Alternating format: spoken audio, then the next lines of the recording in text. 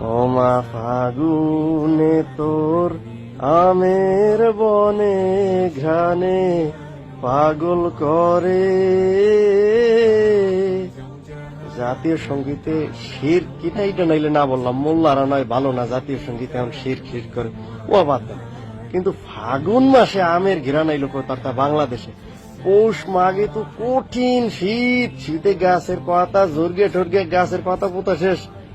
এরপরে ফাল্গুন মাসে হচ্ছে মাত্র গাছের একটু পাতা টাতা গজায়, আমের বইল টইল হয়। এরপরে চৈত্র মাসে ওই বইল টইল জর্গিয়া যেয়া তাই বৈশাখ মাসে বড় হইয়া শেষ দা বৈশাখের বা জ্যৈষ্ঠতে যাইয়া আম পাহে, তখন নাইলে ঘেরান। ফাল্গুন মাসের আমের ঘেরান পাইছে কই?